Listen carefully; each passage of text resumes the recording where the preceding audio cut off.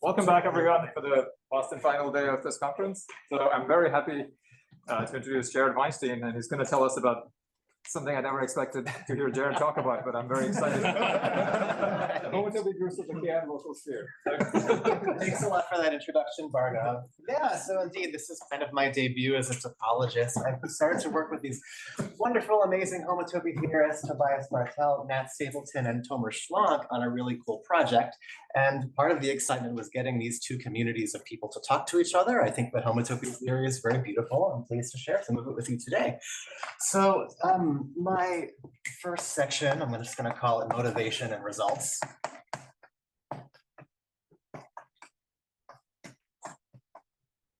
And so homotopy theory has to do with homotopy groups largely. So a central part of homotopy theory might be the following problem.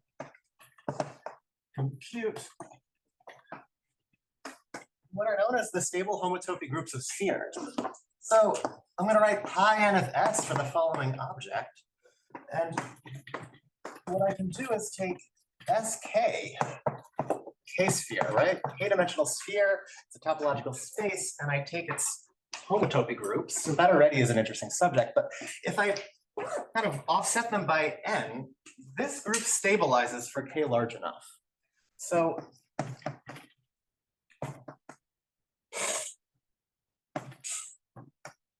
like an object in one of these groups is a map from one sphere into another, and you can suspend that map to get a map from a higher dimensional sphere to another, and then the Freudenthal suspension theorem says that eventually this process will stabilize, and all of these groups become the same thing.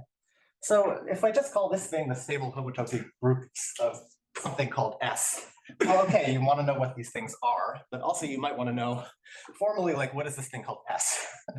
S without the index. So what I'm getting to here is that this thing S is something called the sphere spectrum, which lives in a category of spectra.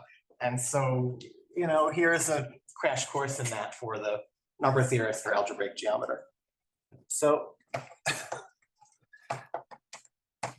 just going to write what is S here, with the answer being S is the sphere spectrum.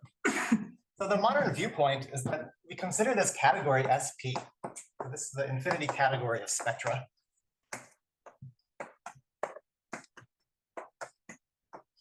And to a first approximation, I would say, I don't know, maybe the topologists will get me into trouble for this, but I think this category is a lot like the derived category of abelian groups, except it carries a lot of topological structure to it.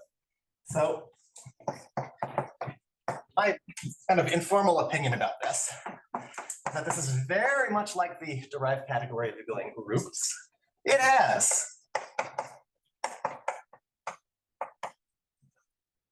exact triangles, except they're called cofiber sequences. Yes.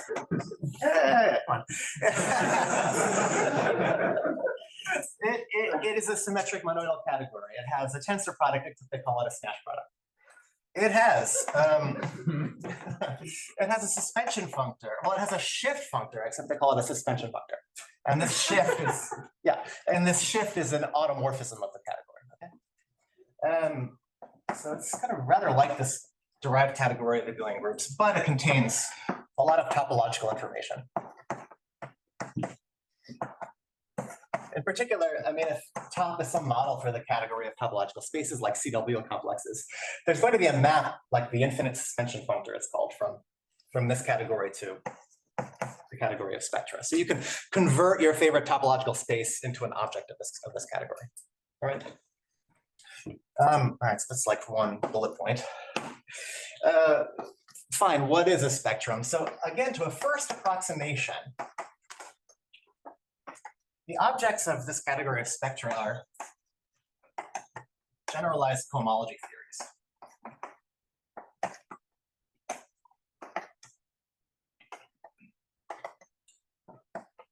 On the category of topological spaces.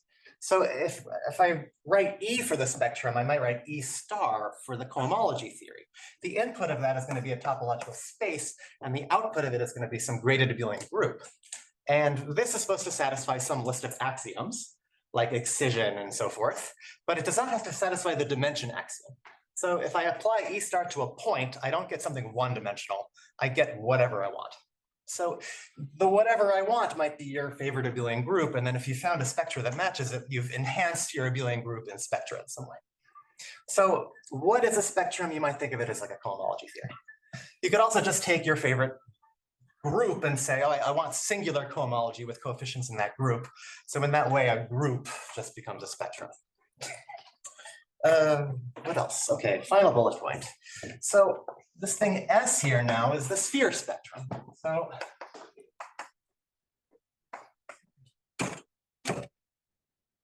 and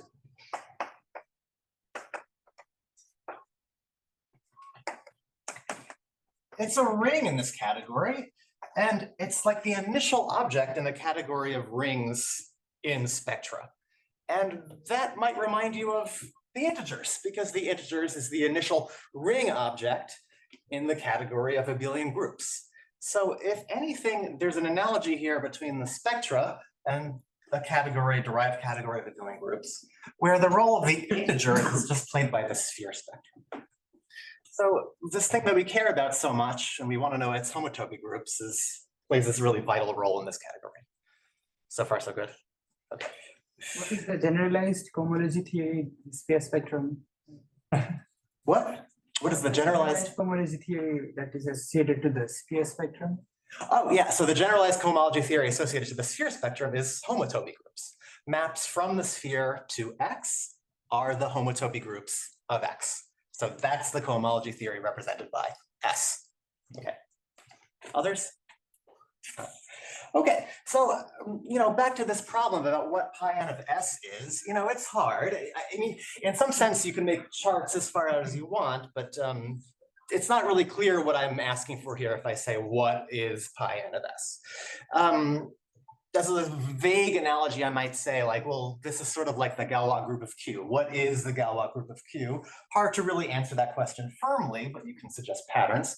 And very helpful in that latter question is to localize. What is the Galois group of QP? So this talk is going to be about taking this hard question, compute these, and localizing it. So we have to, well, what do we mean by localizing? So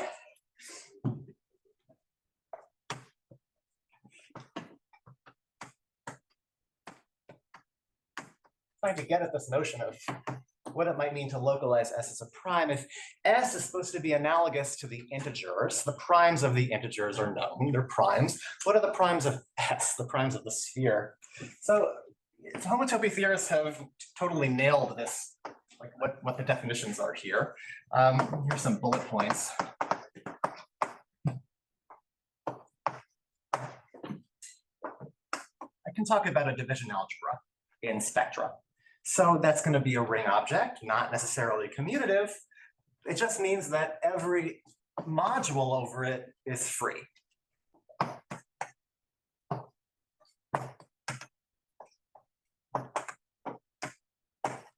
So like a field, like a skew field. So there's a notion of division algebras.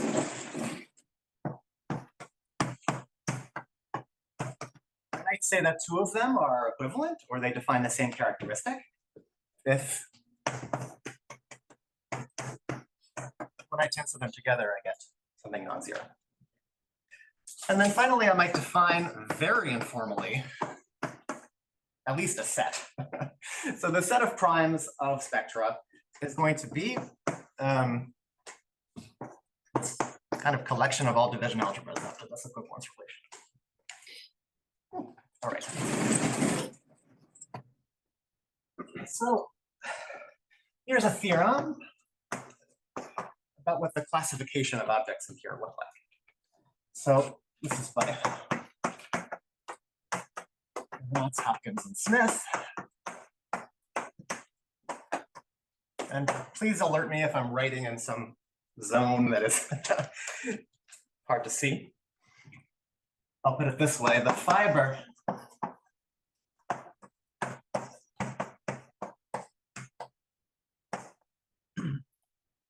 yeah. If I have such a division algebra, I can take its pi 0, and that's going to be a usual division algebra, which has some characteristic. I can take the fiber of this map over a rational prime p. And these have been listed. So there's going to be one for each integer n and also n equals infinity. So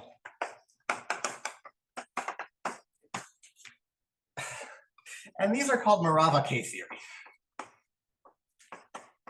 And I'm going to have more to say in just a moment about what those Morava-K theories are, but just for now, know that the characteristics, so to speak, of spectra are known. There's one for each prime p, and each integer n, and also there's one at infinity.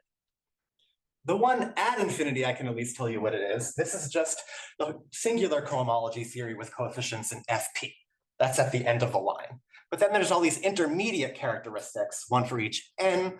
Just as a spoiler, the n, surprisingly, is the height of a formal group of dimension 1. Formal groups play a huge role in this story. Okay, so I should right over here now. So let's fix a prime p. And the usual thing to do is just to write kn for the And be 0 also? yeah, so if you get a different result if p is 0. So the fiber over the generic point here is just one prime here, which is the singular cohomology with q coefficients. So there, if you like, there's some map of spec SP, and it has a generic point that's like q, and that specializes to every prime p, and then you have for each prime p, you have k of p1, k of p2, and each one specializes to the next one. Okay. Sorry, which value of n did you say gives you singular cohomology with FT coefficients? Singular cohomology with FT coefficients would be infinity, kind of the last down the line. So are all the KP ends annihilated by power of P? All the KPNs are characteristic P in the sense that they're pi 0, their pi 0 rings are in characteristic P. And all of their pi zeros are known. I mean, all of their homotopy groups are known as well. I'm just not going to write them on the board right now. But yes, they're characteristic P when n is positive. Yeah. Okay. Okay, so K then is this. And I want to explain what is meant by this localization idea. It's similar to the notion in algebra of derived P complete. You have a prime P, and I can talk about an object of a derived category of abelian groups being derived P complete. There's a notion that takes a complex and takes the derived P completion. All of these notions exist in the world of spectra. So if I have a ring spectrum,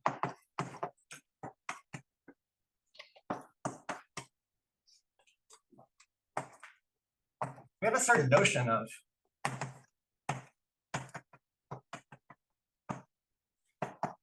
E local for spectra. And this carves out a subcategory of E local spectrum. And the notion here is due to Bausfeld. There's a notion of Bausfeld localization.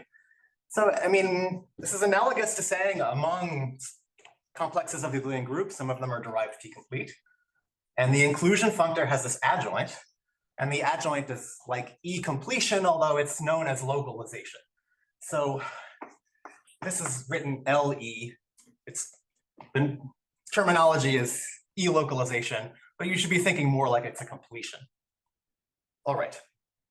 So in our huge analogy between the sphere spectrum and integers, the primes of the integers correspond with these Morava-K theories, K of n.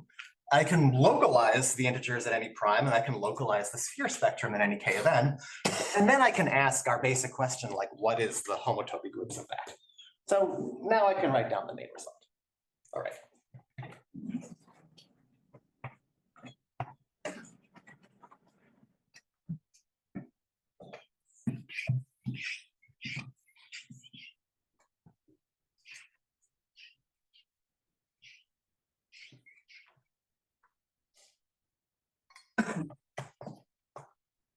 So it's called theorem A, and all of the lettered theorems are due to my collaborators and myself.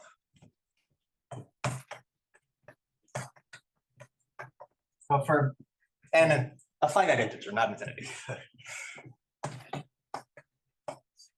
So you can take the sphere spectrum and localize it at k of n, and then ask what are its homotopy groups. And we still don't have an answer for this question, and I'm not sure it has a kind of orderly answer, but at least after inverting p, it has an orderly answer. So this is like the rational homotopy groups of the k of n local sphere. So this is going to be isomorphic to, so this notation means an exterior algebra in some generators, which all live in negative degree. So, I mean, the output of this pi star has to be a graded ring, and the ring I'm describing for you now is an exterior algebra.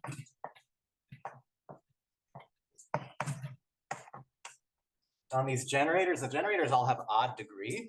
So you square any of them, you get 0. So this is something whose total dimension is finite. Ith generator has degree I. So that's it. That's the result. So I just want to put this into some context and also connect it to something that number theorists might care about. But are there any questions yet? Sorry, if you vary n, is there any relation between yeah, good question. So if you vary n, are there relations? So there's no direct relation between these homotopy groups. And so the really good question is how you might recover S from these localizations. What you can do is take the sphere spectrum and localize it not at k of n precisely, but at 1 through n. And then S can be recovered as the limit of those localizations. So if you like, you can consider this. I'm going to write down some moral thing, which is like LKN of S is the nth graded piece.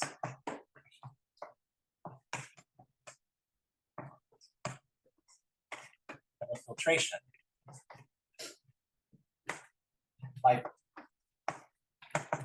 something which I haven't defined yet, Ln. But Ln just means localize at K1, K2, all the way through Kn. And somehow the difference between doing that at n and doing that at n+1 is measured by this thing. So are there relationships between these objects as n varies? Not so much. The way that they all fit together is somewhat complicated, and maybe the subject of like the net, where this research is going next. Like we haven't answered we really haven't answered that question yet. Yeah, so you have this filtration. So you have a spectral sequence. Do you have control of the differential part? Oh, do we have control of the? Sorry, which? Yeah. So which spectral sequence coming from like this filtration? It's just like extension information about. Yeah. So currently, I don't think we have control over the differentials in that spectral sequence. Okay. Like, it's quite hard. Yeah. What does this notation pi star mean? Yeah, so all objects of spectra have homotopy groups, and if you like, in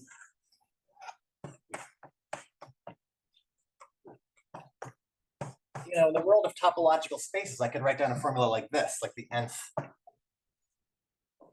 These are homotopy classes of maps from Sn to E.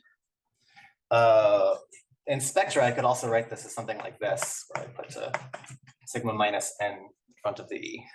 So this S is going to be the sphere spectrum. So I think a natural question is this LK of n representable in the sense of the functor from topological spaces to spectra?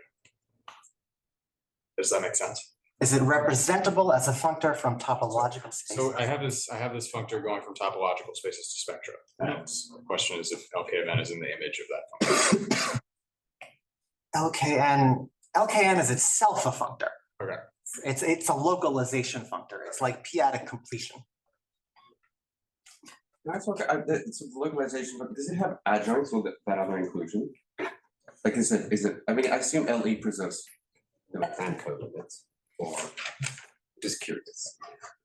Yeah, LE. Yeah, the localization functor. I mean, does it preserve limits?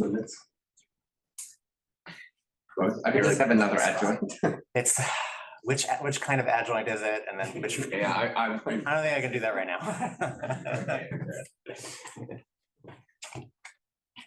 All right, so moving into the next section, which is like the first reductions of this. I want to reduce this to some theorem that is going to be legible to number theorists / algebraic geometers, right? Like at some point, I have to talk about p-adic geometry, I think, for this. Sorry, just a comment. I mean, you mentioned that if n equals infinity, it becomes fp. So in n equals infinity, this is precisely p completion. Yes, for n equals infinity, it's like p. It's just p completion. It's not just naively, but it has a mathematical sense how it is compared to p completion. Yeah, I mean, at the very least, the homotopy groups are going to be p-adically complete ZP modules. Okay, so part 2 is going to write. It's going to be about a different collection of ring spectra called Remarkably theory. First reductions. And here, something like a formal group is going to start appearing. So here's a definition. If I have a commutative ring spectrum,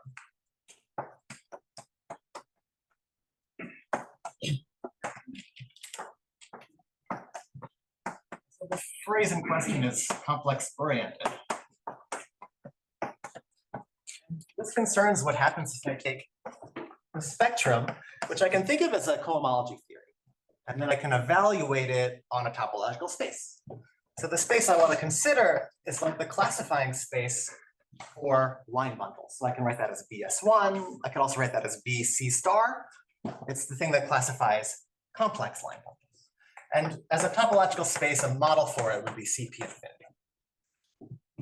So if you think about the singular cohomology of such a space, it's built out of cells in each degree. Well, in each even degree anyway, right? Because you have to paste together a point, a plane, etc. So we're calling this thing complex oriented if it behaves this way. So get one class in each even degree and work out what that means for what this graded ring should be. This is what it should be. So under this circumstance, fine, we've identified this thing as a ring, but also, I mean, I wrote this down for a reason, this BS1, because this has a group structure, at least up to homotopy.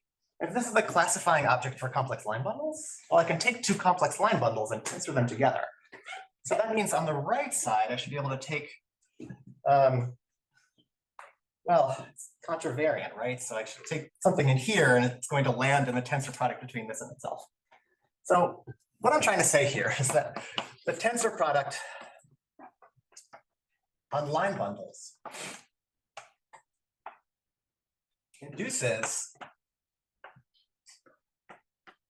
the structure of a formal group law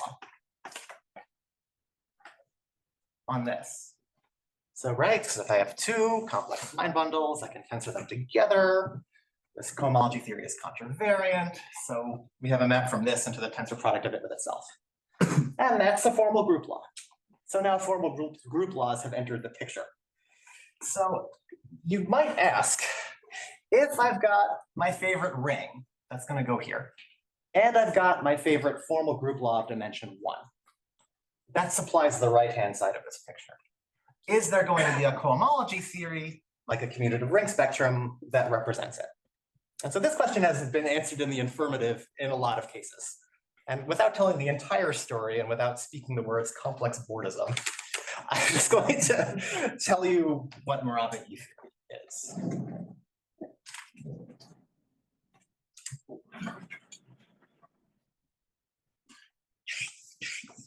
Sorry, should I be thinking of these spectra as like having phase points or not? Like when you take the homotopy groups or not? So the model for topological spaces in this picture always is pointed topological spaces, if that helps. Okay. I don't know if that was exactly your question, but Yeah, I guess so. yeah.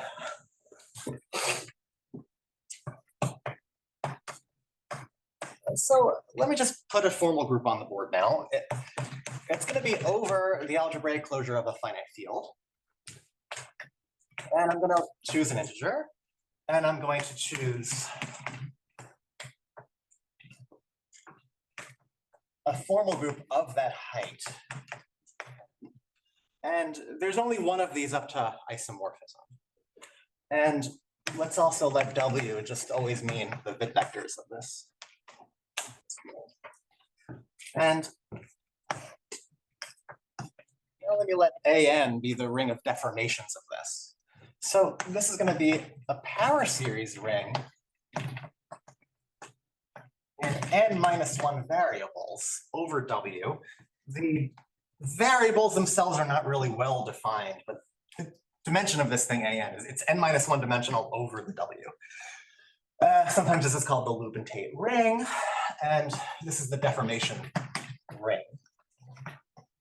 Again, it classifies deformations of this to a W algebra. And here's an existence theorem due to Harris-Hopkins-Miller.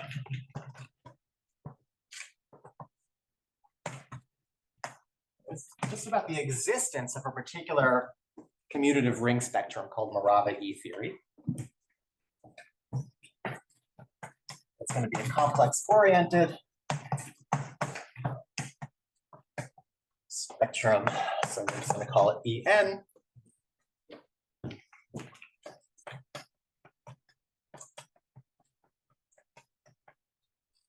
Such that evaluation on a point is just going to be, oh, I'm sorry. So star, yeah.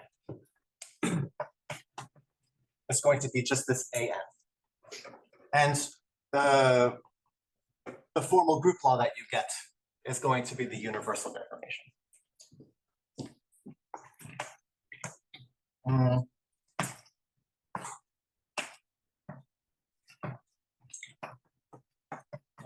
What I meant, what I mean to say is clear. So AN has a universal deformation that lives over it. In other words, you have AN power series T, and the formal group law induced on this by this complex-oriented spectrum is just that one.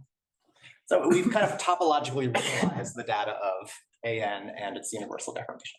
That's what this Morava-E theory does. It's related to the K of N story. So what I can say about this is that, well, I should keep these two words as they are, and right over here. Is the En of a point, is everything in like degree 0? So yeah, E. Oh yeah, so this is En 0. Okay. Yeah. And then, well, yeah, so that's like pi 0 of it. If you are interested in the full homotopy ring of this thing, that's going to be a graded ring where the 0th graded piece is AN, and there's a generator in each integral odd degree, even degree. So this beta here is degree 2. Yeah, I could say something else about this. So this En, you know, it's like a enhancement of the ring AN in spectra. I can take the ring AN and mod out by all those generators, U1 through UN-1, and also P to recover something back in characteristic P. So after doing this operation, I mean, there is a way that you can make sense of this quotient in spectra. This is going to be some direct product, sorry, some direct sum of suspensions of this Morava K theory. So I didn't explain exactly what Morava K theory is, but it's appearing right here as something you get when you take this universal deformation of a formal group law and reduce them on all of these parameters. So this K of N was like the characteristic. Sorry, maybe I missed some logic. So here you only say that this exists, but you do hear the statement you say that any such En set by this or whatever. And also for you, Kn is just a class because it's an equivalent class. I mean. Oh yeah, yeah. So I've skipped a lot of details. One is that this theorem is not just there exists. There's really like a functor from pairs gamma over a ring to spectra. So from deformations to spectra. So it's a little more than just there exists, I should really say. And then the other thing is that the thing that I refer to as K of N really does refer to something, not just an equivalence class. I just didn't explain what that something is. It's an enhancement of the formal group gamma itself before you deformed it anywhere. So it still lives in characteristic P. Yeah. Okay, good. So I think I can.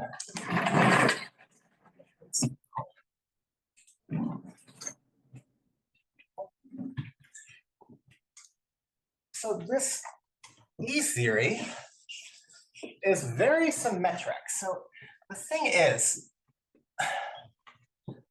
yeah, so I wrote there exists a complex-oriented spectrum, but really I should have said like there is a functor from deformations to spectra. If I had written it that way, it would become clear that we have a huge group action acting on the spectrum. That group action comes from automorphisms of gamma, of which there's a lot. So enter this group that homotopy theorists call the Morava stabilizer group. So this is going to be the automorphism group. Well, I could write just the automorphism group of gamma itself, which would be like the units in a ring of integers of a division algebra. But I'm actually going to write the automorphism group of the pair gamma comma k. So k here is an algebraic closure of FP, and I'm going to consider automorphisms of that field together with an automorphism of gamma lying above it. And in fact, if I come up with a formula for what this is, I can take D over QP to be a division algebra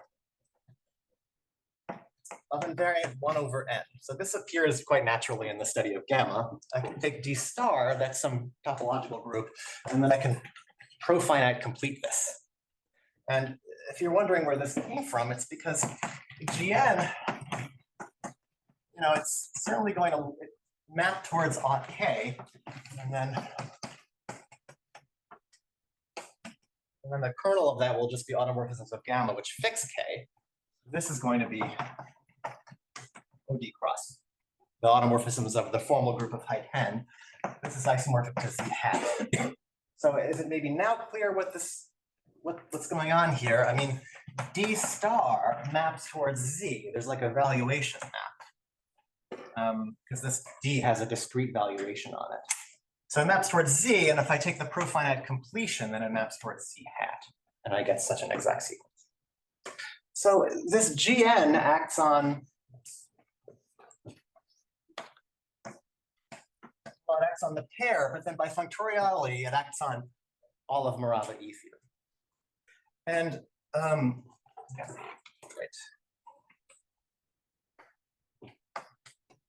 So theorem by Hopkins. All right, I'll explain it this way. So En, it happens to be K of n local. It lives in the category of K of n local spectra. And it's also a ring. So it must emit a map from the unit object in the category of ring spectra, which are K of n local. That unit object is the K of n local sphere. So this has to map towards this. The idea now is that this is a Galois extension, and the group is the Morava stabilizer group. So all I'm going to write for this theorem is that this is Galois in some sense with group Gn. So, if today is the first time you've heard of such objects, I mean, I guess there's an analogy where spheres, the category of spectra is like abelian groups. The sphere spectrum is like Z. The primes of Z are the primes of Z. If you have a prime P. So maybe K of n is like a prime P. This thing is something like QP. And then this thing is something like the algebraic closure of QP. And then this thing would be its Galois group. It's not a very exact analogy, but there it is. Yeah. Could you repeat where the division algebra comes from? Yeah, sure. So where does this division algebra come from? If you look at, so gamma is a formal group of height n. It's endomorphism algebra, all of the substitutions you can make in the variable in that formal group, which preserve the group law. That turns out to always be the ring of integers in a division algebra. So D is going to be what happens when you invert P here. You got it. And are the KNs local with respect to each other in some order? I mean, it's KN plus one. No. I'm just saying, because you sort of said EN is like KN local, but I'm looking at that description there, and there are all these other Ks coming No, in I'm there. sorry, I'm sorry. This sum, the n here is constant. Oh, sorry, I thought it said R. This is sub just a I. sum of copies of K of n, perhaps with suspensions. What's the index of? What? What is the index of? I didn't write it down. It's not so interesting. Yeah. Sorry. I didn't write it down in my notes. Finite? It is finite. Yes, it is finite. All right, good. So what do I mean by Galois with group GN? So this has some consequence whereby you can actually evaluate the homotopy groups of this in terms of the homotopy groups of this. It'll be like a descent spectral sequence. So that spectral sequence is known as the Devenant-Hopkins spectral sequence, which I can now write down over here.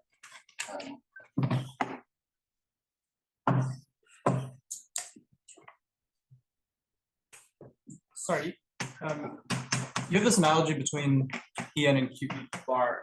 That identity you wrote on the board on the right, like, can you think of, is there like an analogous statement for p-adic fields or something that corresponds to it? Yeah, I mean, it's basically like the ring of integers in QP bar mod its maximal ideal gives you a finite field algebraic closure. Yeah, it's okay. Not too much going on. I think if you probe my analogies too hard, they're gonna fall apart. Okay, so the what also here would be slightly, can you think about this as like an unramified extension, like of a local sequence, something like that? I don't know. I mean, are there intermediate things in there? Like, yes, there are intermediate things because you could have, GN has this subgroup OD cross, which in some sense is like an inertia group. Yeah.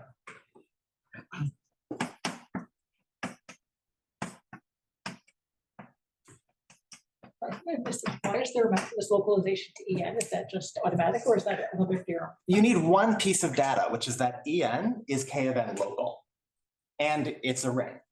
So it lives in the category of, it's a ring object in the category of K of n local spectra. So that category has a unit object, which is maps towards everything. So that's this LK of NS. All right, so if I said that that's Galois with group GN, then the homotopy groups of the thing on the left should be approximable by some spectral sequence. So that looks like this. So here's pi t minus s. S, here we go. So this is known as the Devenant-Hopkins spectral sequence. And now something is coming into view. We want to like compute what these things are, right? That was like the point of the talk. And this thing, pi t of En, well, I wrote it down way over here, but it involves this ring AN. And so now, the question at hand is like, what is the cohomology of this Morava stabilizer group with coefficients in some terrible ring like this AN, this Lubin-Tate ring? So this is now the question. Okay. So now I can write kind of theorem B down.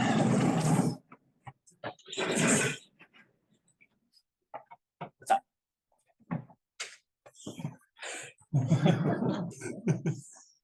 Let me in on the joke. No. That makes me feel real good. Hey. Okay. So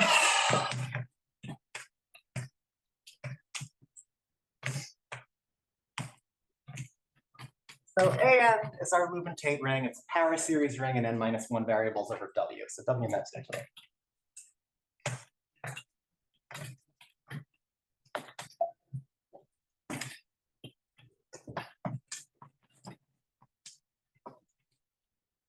The theorem in question has to do with the continuous cohomology of Gn acting on AN. And we don't have an isomorphism, at least I can't prove this yet until I invert P. So all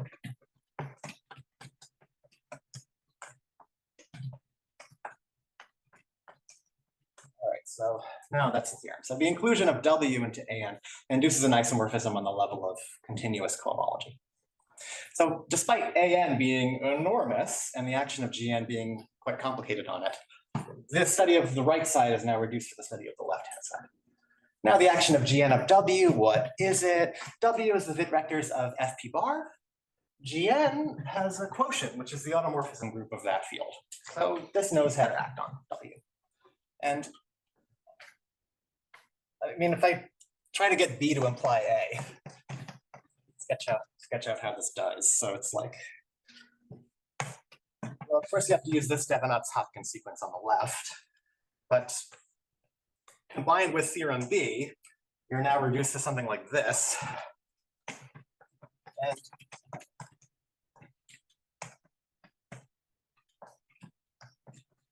what's not so hard at all to prove is that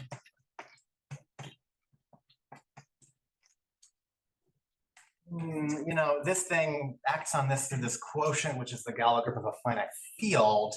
That has no higher cohomology acting on W. So you're kind of automatically reduced to the cohomology of the kernel acting on the fixed points of that action. Fixed points of the action just reduces to something like QP itself. So now this acts trivially on this. And now it's just the continuous cohomology of a p-adic Lie group. And we have results of Lazar on this that are like decades old. So this is going to be my Lazar's methods. Again, this kind of exterior algebra on generators of odd degree up to 2n minus 1. So this is something that was known about p-adic Lie groups before. Okay. So this is kind of like our first reduction, and now we're in the world of some objects which are maybe familiar to the number theorists and algebraic geometers. What this thing is. So I have a question. So this Lazar thing you reduced to the Lie algebra, right? Yeah, so after inverting P, Lazar's statement is that the cohomology of a p-adic Lie group with coefficients in a p-adic field is the same as the Lie algebra cohomology of the corresponding Lie algebra. So can you do that reduction directly at the level of AN? At the level of what? AN. AN. Like, can you somehow replace the cohomology you want to compute with AN coefficients by some Lie algebra cohomology? Well, no, because Lazar is only going to work when the action is trivial. Like the action, we're trying to do group cohomology with coefficients in some. I mean, correct me if I'm wrong, but I think Lazar's results apply when the action is just trivial. Yeah, sure. I'm just wondering if it's possible that that idea could also work with. I think you have extensions of this theorem, let's say for comparison of continuous imperative groups, characteristic 0 with localized homologies, the algebras. Okay, so there is an extension of that where you could maybe get it to be Lie algebra cohomology acting on something like AN. Yeah. Okay. I mean, I don't know if that helps to solve the problem, but yeah, sure. All right, great. All right, so let's talk about this theorem P. So one immediate reduction that I can tell you about is that the map from W into AN actually has a complement. And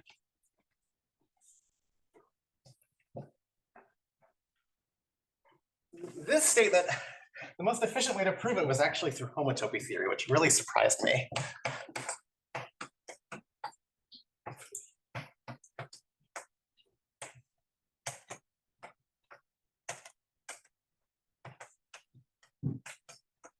Splitting. So thing is, 15 minutes, I actually do want to, if you want, you can ask me about this splitting. It has to do with power operations on the E infinity ring En.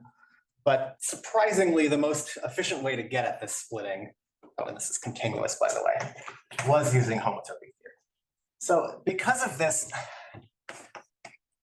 An now breaks apart into W plus some kind of complement. And so, An maps, there's a ring map from An to W. You just mod out by all of the U1 through UN minus 1 variables. However, that's not the map we're talking about because that map is not GN equivariant. So we have this complement and it's actually equivariant for the action of GN. And so theorem B is really just the fact that the continuous cohomology of Gn with coefficients in this thing is p power torsion. That's what we get. In the end, I could even say something finer than this, which is that this is p power torsion for some explicit power of p, but for the purpose of this talk, I'm not going to go there. Okay. All right, cool. So how are we going to do this? So here it goes with 15 minutes left. Here's the p-adic geometry part of the talk. So this idea didn't originate with me. I think it was floating around in the air, but the issue with theorem B is that the action of Gn on An is very complicated. Like there's not so many formulas you can use to write it down. To remedy that, we're going to use what's known as the isomorphism between the two towers. There's a Leubenthal tower and there's a Drinfeld tower, and they're isomorphic. So the section 3 is just going to be called the two towers. And so let's let K be what you get when you invert P on W. And I have to take some objects which live over W and invert P on them. So in particular, I'll start with the formal scheme, SPFAN. And I'm going to let LTK be the rigid generic fiber of this. So, you know, AN is a Huber ring, so I could take SPA of it. That's fibered over SPA of W, and that has a generic point.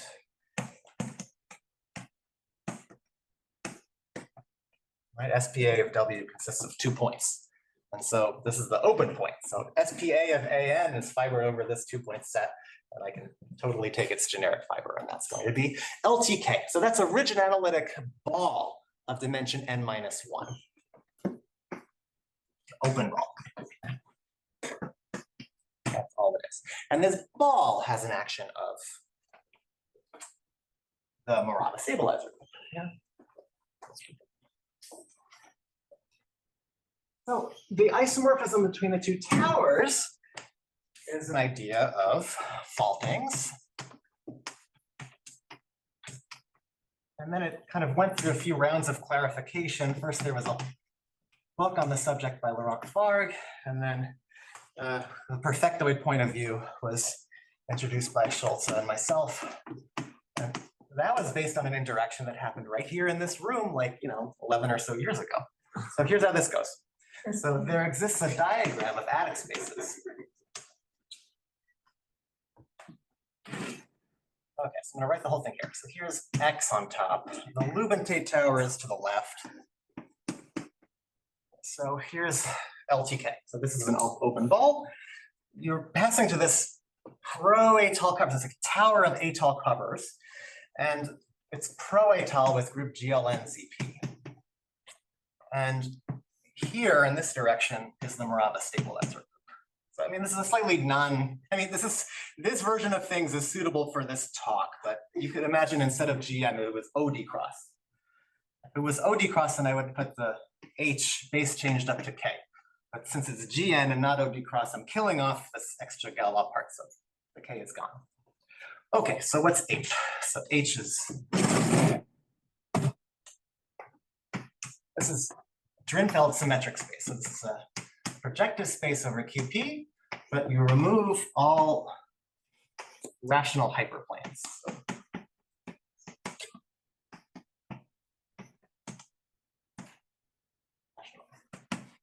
So both of these maps are pro-atal torsors. Great. And what do we gain from this? So why would this be a strategy to attack the problem of theorem B? Well, the action of the Morava stabilizer group here is very difficult. But the action of GLN-ZP on H is very simple. It's just acting through linear transformations. So we're trying to transform the action there into the action there. So that's why that idea was floating around in the air. So how do we actually execute it? What does it give us?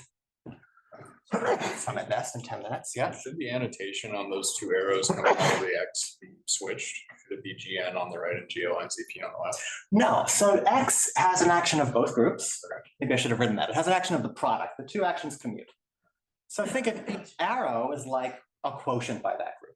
When you quotient by GLNZP, there's a residual action of GN on the quotient. When you quotient by GN, there's a residual action. So great. So what does this get us?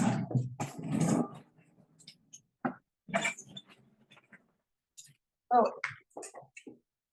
what that theorem or isomorphism between the two towers gets us is something like an isomorphism of stacks. Like I can think of this modulo this as being isomorphic to this modulo this. But that isomorphism is witnessed in a topology that's very fine. It's witnessed only in the pro-étale topology. So maybe try to skip ahead here. So given for a rigid space X or an adic space X,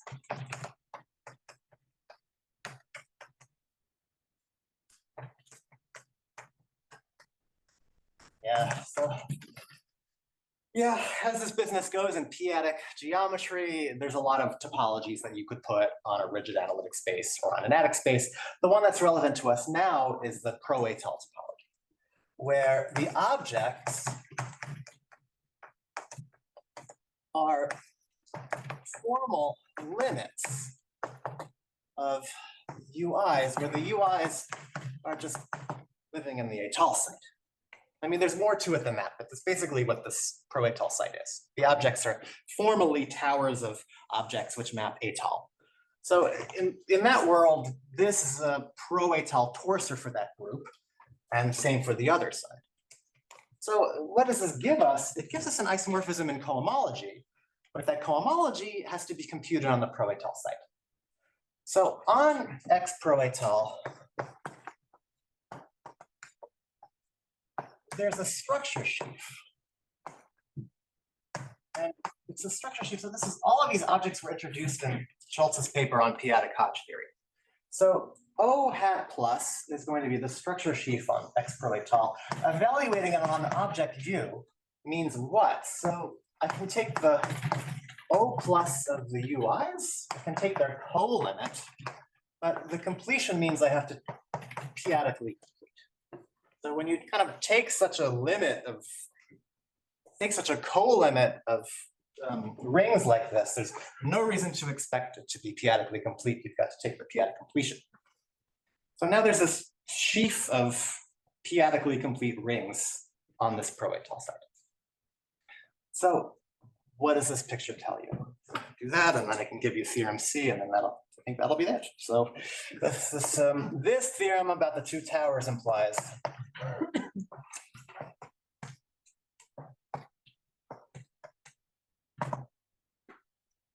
okay, so on the one hand, I can take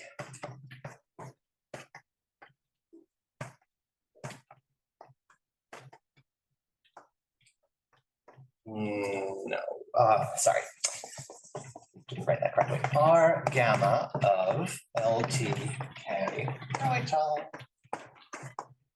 coefficients in O hat plus.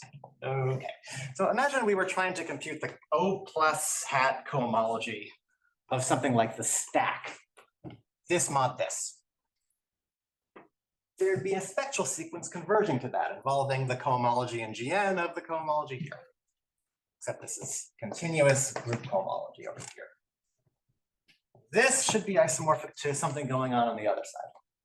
So that would be R gamma of GLNZP acting on the corresponding object on the right side of the tower. So that's R gamma and then H pro-étale, again with coefficients in the structure sheaf.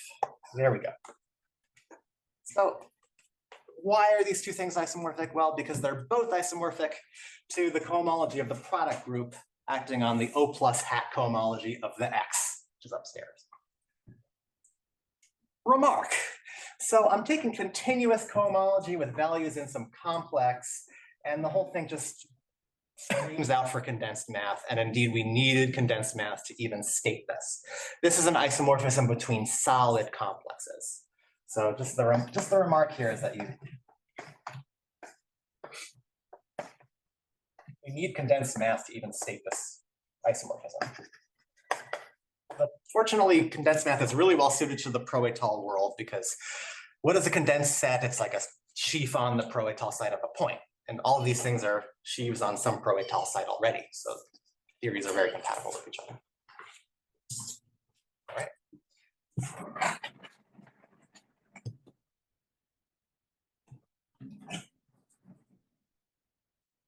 So, well, we wanted to prove theorem B, which was about the cohomology of Gn with coefficients in the ring An. An at least appears as the H0 in this world. But to get any mileage out of this isomorphism, we need to completely evaluate what's going on inside of these parentheses. This cohomology and this cohomology also. So that's my theorem C here.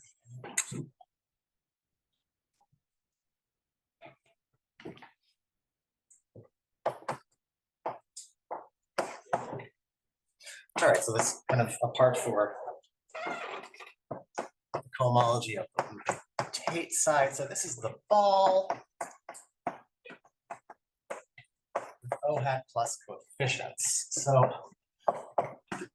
you know, I don't know what it is before inverting P.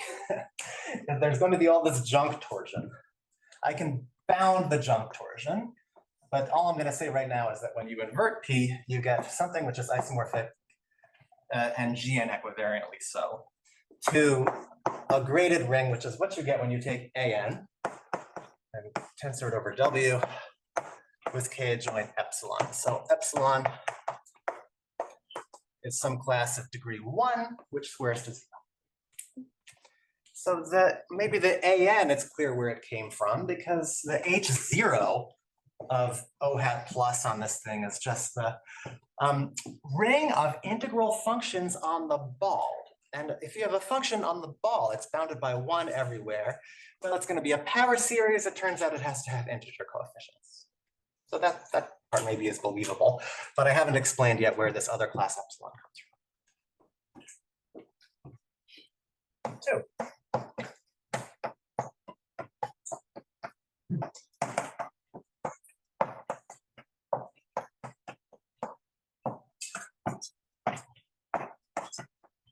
So the cohomology of H is much better behaved.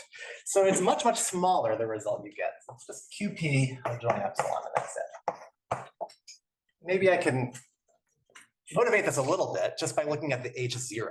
What would be a function on H? H is something like projective space, take away this kind of high codimension thing.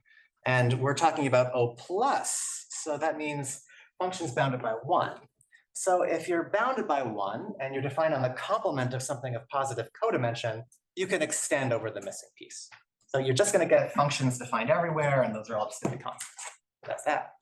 So one moral of this is that Drinfeld space, or an upper half space, whatever you want to call it, is much better behaved than this other thing, this ball. Okay. All right. So how does theorem C imply theorem B? Maybe I won't write out every detail, but can you imagine taking this isomorphism and plugging in both of these into it? No, yeah, no, okay. Well, okay. I should write it all out. Well, what you get on either side is that you get cohomology of Gn acting on An on the left. Yeah. As a consequence. C implies B.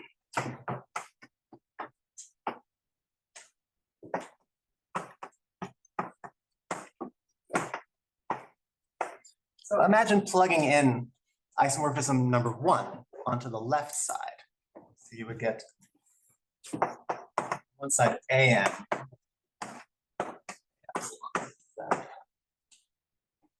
And you know this this An itself decomposes, you know, after I apply this kind of previous proposition, there's going to be a part with W. And then there's going to be really the part that we want to see killed, which is this complement. So this on the right-hand side, this ends up being isomorphic too. Now I'm take part 2 of theorem C, plug it into the right side of the isomorphism appearing above. Get R gamma continuous of GLN-ZP acting on K. There's this epsilon. This no, it's just QP. This epsilon is just sort of along for the ride. And now in this isomorphism, we've got two, I'm going to underline 2 parts of it. There's this one and there's this one. And I already said what this one is. It's an alternating, it's an exterior algebra over QP with some generators after I invert P. The same is true here. Well, there's no room for this. After I invert P, it's got to be 0. So that's at least how theorem C implies B. Last thing I'll even say is that to prove C, we had to use the integral p-adic Hodge theory results of Bhatt-Morrow-Scholze, and also the extension to the semi-stable case by Kęstutis Koshikawa. Thank you so much.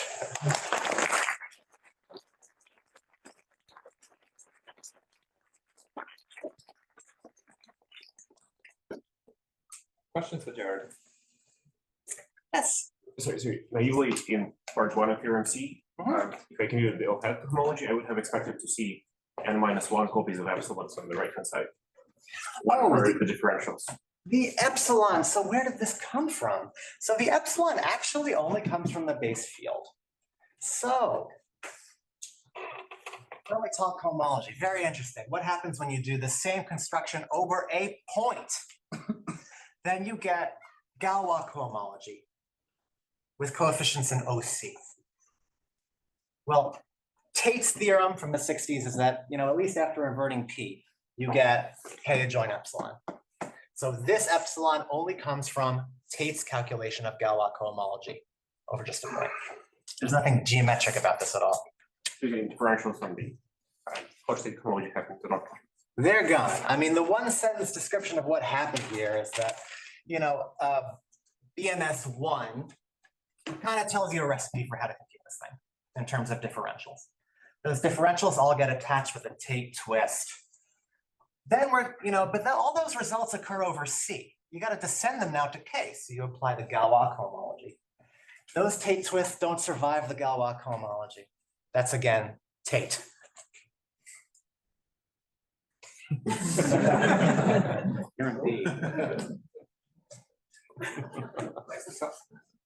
Yeah. Is there any potential for this local statement about stable homotopy groups of spheres to give any global information? That's a question that I have been hounding the homotopy theorists for a long time. So it seems like there's still some obstacles in our way to assemble this local result into anything like a global result. There's still one more conjecture that they call a splitting conjecture, which has to do with what happens when you do something transchromatic involving formal groups which specialize to height n over here and height n-1 over here. But after that obstacle falls, then we'll maybe get somewhere. But I still can't say anything very, very concrete for you. I wish I could. All right. Is there any chance that these bounded torsions that you mentioned is actually finitely generated? That is such a good question. It's something I've really been wondering for a while. I still can't answer it over the field. So the field K has Galois cohomology. It's like H star continuous Galois cohomology. That's the Galois group. K is a local field. C is the completion of the algebraic closure. What's this? If K has finite residue field, in other words, if it's really a finite extension of QP. Question, is this finitely generated? I don't know. I suspect so, but I'm not sure. So that's something I'm going to have to answer first before the larger question of, are these homotopy groups actually finitely generated? So you inverted P everywhere, so I have to ask, do you think these things will be true before inverting P? Because you also said there was a bunch of junk torsion. Is it really, do you really think it's junk, or is it sort of? Yeah, okay. All right, good question. I should be careful with what how I use that term. So a number of homotopy theorists have suggested a conjecture, which they call the vanishing conjecture, which says that, remember I talked about this W mapping into the AN. Well, here's this cohomology and here's this cohomology. And the main theorem B was that this is an isomorphism after inverting P, but actually it has been conjectured that these are just isomorphic before you invert P, and they've even proven this in the n=2 case. Now that is very, very difficult to represent the work of lots of people, but our methods can't actually get at this, not yet. So did you say much about where that complement came from? I can't really remember if you told us how you found how it arises. Oh, like the ANC. splitting? Yeah. Yeah, so I didn't really say much, but there are certain power operations on EN, so that refers to anything. I mean, it's something very general that you can do with E-infinity ring spectra. And interestingly, it proves some integrality statement about the ring AN, which would have been hard to access otherwise. So you don't think it has a specific meaning? I mean, for AN itself, it's somehow that was something I think. I mean, does it have a meaning somehow? This splitting. Oh, does it have a It's kind of meaning? vague question, I guess. Yeah, it's hard to say because this map is not a ring map. It's just a map of additive groups. So it's hard for me to say like what it means in terms of like deformations and formal groups. But do you really need this splitting? I think this isomorphism just need the cone to be zero, right? Yeah, I think you may be right that the splitting was not strictly necessary. It was just rather convenient for me over here, but I think you're right. And if you have this theorem C and you believe that this GRN-ZP cohomology is the same as the GN cohomology of W, then you also don't even need. I certainly needed B because, sorry, what's B? B like, I'm trying to prove B in the first place, like that was what proved A. So. But I thought you just want to understand GN cohomology of AN. Yes, that's right. Theorem C tells me that that's the same as GRN-ZP cohomology of QP. Which, yes, and we know what that is. Yeah, but I think your first point is correct, is valid. I think we didn't strictly need this complement to exist in order to get somewhere. We just could have worked on the level of the cone. Yeah. On the other hand, if you have a decomposition and you don't know a priori that the map factors through the W. Don't know which map factors through. From the QP to the. Yeah, so I think the same I question, mean- that you have the same algebras, but how do you know they're not identified?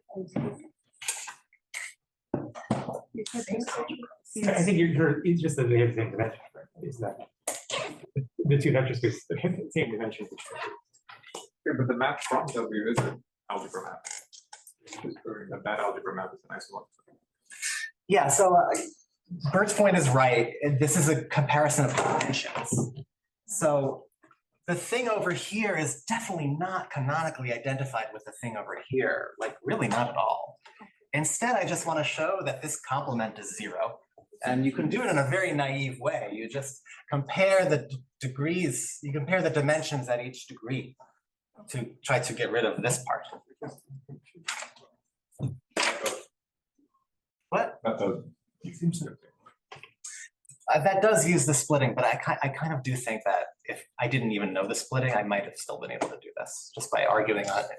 Instead of this sum, just imagine there's a cofiber sequence and I want to kill the cone. And just to make sure on this board, it should be tensor over QP instead of W. I mean, here? Yeah, is that really a W module? Yeah, good point. Wait, sorry, isn't it? The K should be inside, right? Because the GN is acting on it. Oh, crap. Okay, hold on. GN, no, I don't know about this. On the right side, it's definitely QP though, so I think this is actually the correct thing to do. Thank you.